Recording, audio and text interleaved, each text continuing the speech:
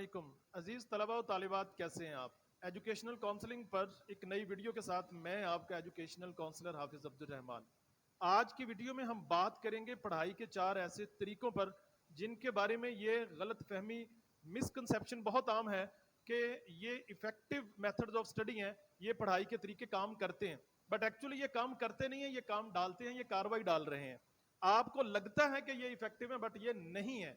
آج سے ہی ہم پڑھائی کے ان 4 طریقوں کو چھوڑنے جا رہے ہیں، قبل اس کے کہ گل ود جاوے مختاریا، ہم نے اس کو چھوڑنا ہے۔ اور یہ کیوں ایفیکٹو نہیں ہے، کیوں ہمیں مسکنسیپشن میں ڈالتے ہیں، اس ساری کاروائی کو سمجھنے کے لیے میں آپ کے لیے لے کے آئی ہوں ایک خوبصورت سی سٹوری، جس کی مدد سے آپ کو ineffective so called effective methods کے ورتھ لیس ہونے پر یقین آ جائے گا، اور آپ ان کو چھوڑ کے کچھ ایسے طریقے اڈاپٹ کریں گے جو میں آپ کے ساتھ شیئر کروں گا۔ تو آئیے پھر ویڈیو کو شروع کرتے ہیں۔ ونس اپون اے ٹائم ایسا ہوا کہ بابا فرید الدین مسعود گنج شکر رحمۃ اللہ علیہ کے پاس ایک عورت آئی اور آ کے کہنے لگی کہ آپ اللہ کے ولی ہیں، نیک بندے ہیں، میری 4 بیٹیاں ہیں اور میرے پاس ان کی مناسب جگہ شادی کے لیے کوئی پیسوں کا بندوبست انتظام نہیں ہے، تو آپ میری کچھ مدد کر دیجئے۔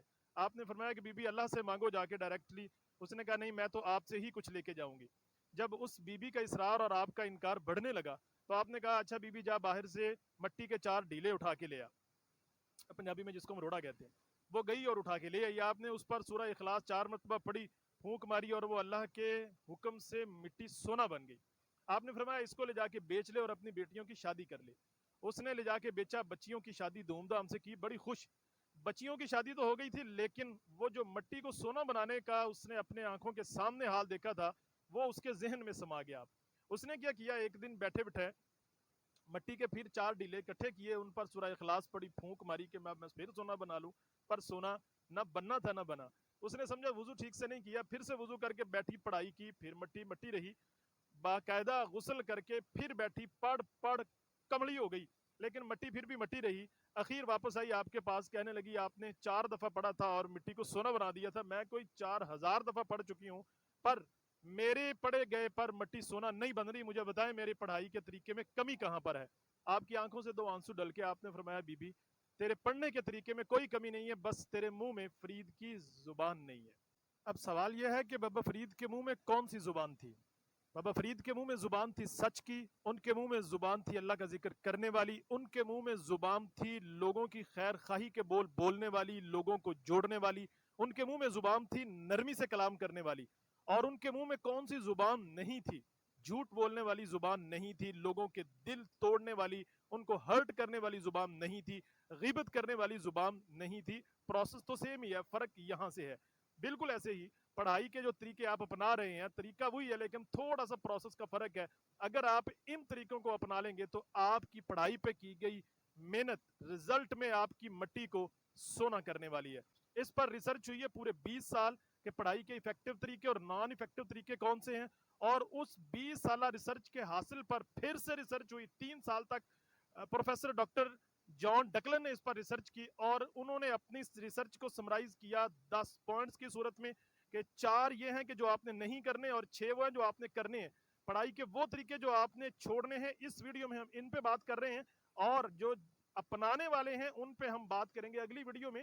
اس لیے ہمارے ساتھ جڑے رہنے کے لیے اگر ابھی تک آپ نے ہمارا چینل سبسکرائب نہیں کیا تو چینل کو سبسکرائب کر لیجئے، ویڈیو پسند آئے تو لائک کر دیجئے۔ آئیے پھر دیکھتے ہیں کہ پڑھائی کے یہ 4 نان ایفیکٹو طریقے کون سے ہیں جنہیں آپ نے آج ہی چھوڑ دینا ہے۔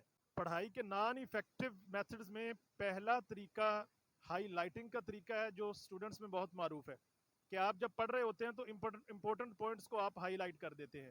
ہائی لائٹنگ جسٹ ایک الوژن ہے، اس سے آپ کو چیزیں یاد نہیں رہتی ہیں، اس پر دنیا کی 20 سالہ ریسرچ نے اب یہ ثابت کر دیا ہوا ہے۔ دوسرا پڑھائی کا طریقہ جو اسٹوڈنٹس میں بہت معروف ہے وہ انڈر لائن کرنے کا ہے کہ آپ اپنے امپورٹنٹ پوائنٹس کو یا جو آپ کو لگتا ہے کہ یہ اہم ہے یا جو ٹیچر آپ کو بتاتے ہیں آپ ان کو انڈر لائن کر دیتے ہیں۔ انڈر لائن کرنے سے بھی ایک ایلوژن تو ضرور کریٹ ہوتی ہے، آپ کو لگتا ہے کہ یہ چیز میرے نوٹس میں آ گئی ہے، پر ہاں نوٹس میں آنے کے بعد بھی وہ آپ کو یاد نہیں ہوئی ہوتی، وہ آپ کی میموری کا حصہ نہیں بنی ہوئی ہوتی۔ پڑھائی کا وہ تیسرا نان ایفیکٹو طریقہ جو اسٹوڈنٹس اپناتے ہیں موسٹ آف دا ٹائم، وہ سمرائز کرنے کا طریقہ ہوتا ہے کہ آپ چیپٹر کو پڑھتے ہیں تھورولی اور اس کی سمری آپ ایک سائڈ پر پیج پہ یا اگلے بلینک پیج پہ لکھ دیتے ہیں یا اپنی شیٹ پہ لکھ لیتے ہیں، لیکن وہاں آپ غلطی یہ کرتے ہیں کہ آپ خود سے کچھ نہیں لکھتے، آپ اسی کے کچھ امپورٹنٹ ہیڈنگز، کچھ لائنیں، کچھ جملے آپ لکھ کے آپ سمجھتے ہیں آپ نے سمری تیار کر لی ہے۔ سمری کا جو یہ والا دیسی طریقہ ہے یہ نان افیکٹو ہے، اس کو چھوڑ دیجئے۔ اور چوتھا اور آخری طریقہ جو ہے وہ ری ریڈنگ کا طریقہ ہے۔ پہلی دفعہ آپ نے جب پڑھا تو ویل اینڈ گڈ، بالکل ٹھیک ہے، تب آپ کے مائنڈ میں جو آ گیا سو آ گیا۔ اب اس کے بعد جب اسی چیپٹر کو، جب اسی پیج کو، جب اسی پیراگراف کو آپ بار بار پڑھ رہے ہوتے ہیں تو آپ کا مائنڈ اپنا دی بیسٹ نہیں دے رہا ہوتا، اور آپ کو یہ لگ رہا ہوتا ہے کہ آپ جتنی ملٹیپل ٹائم اس کو ریڈ کر رہے ہیں، ریپیٹ کر رہے ہیں، اتنی دفعہ آپ کو یہ یاد ہو رہا ہے، جبکہ اس سے آپ کا مائنڈ ڈسٹرکشن کرتا ہے، اس سے آپ کا مائنڈ ان چیزوں کو پک اپ نہیں کرتا ہے۔ اس لیے پیپر والے دن پیپر شروع ہونے سے این 1 گھنٹہ پہلے جو آپ جلدی جلدی کتاب کو پڑھ رہے ہوتے ہیں، کبھی ادھر سے چھلانگ لگائی، کبھی اس چیپٹر پہ پہنچے، وہ پڑھائی کا یہ والا طریقہ آپ کو فائدہ دینے کی بجائے نقصان دے رہا ہوتا ہے۔ اس لیے پڑھائی کے ان چاروں طریقوں کو آج سے ہی چھوڑ دیں، اور کرنے کون کون سے طریقے ہیں، اپنانے کون کون سے طریقے ہیں، اس پر اگلی ویڈیو میں بہت جلد آپ سے ملاقات ہونے والی ہے۔ آپ کی قیمتی وقت کا بے حد شکریہ۔